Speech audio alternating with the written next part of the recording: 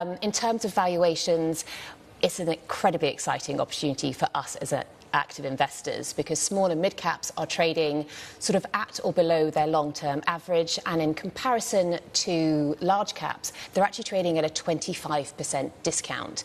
Now, typically, they should actually be at a 10% premium because they are more structurally higher growth.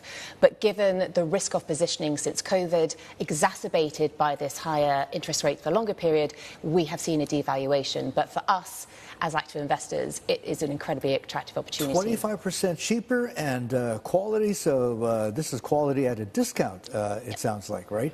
But the interest rate environment, let's talk about that. I mean, who knows? It could go either way. The Fed could continue cutting, or, you know, as Sri pointed out, one of our earlier guests was thinking, whether it's Trump or Harris, we could be looking at higher yields, maybe the 10 back up to 5%.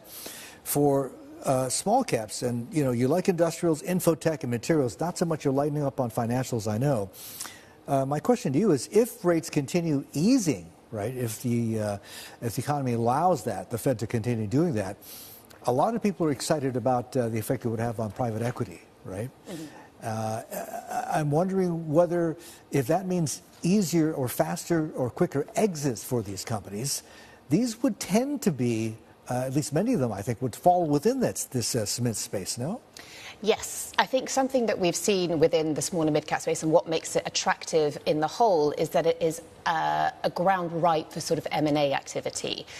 Given that you have, obviously, it's appealing to have a company which is already doing well, sort of a specialist in their niche. Why would a large cap company want to spend so much on R&D and trying to beat something when they potentially could buy the growth themselves? So that's one of the appeals of the small and mid-cap market. And obviously with American companies, you know, it's the home of innovation, which is why you can sometimes get some really strong companies in there. And it's a reason why we're overweight in our information technology. You get to be able to have access to the growth aspect of it, but not in so much of a crowded trade either. So you can almost get a second derivative of that AI tailwind. Can I bring in the election at this point, Charlotte? Because almost every sector, from energy to healthcare to tech, infrastructure, seems to be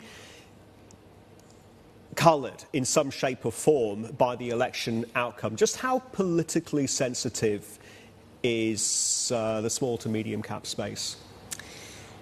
I think with all asset classes at the moment, it is quite politically sensitive. But we do believe that small and mid caps will continue to perform strongly, irrespective of who is in the White House, given that there are some very strong policies on both sides which will be supportive for small and mid cap stocks. But also, ultimately, both candidates want a strong economy. And given that small and mid caps are more domestically focused, their revenues are 70 to 80% domestically focused, and large caps are 50-50, it should still continue to be a boost for small and mid caps.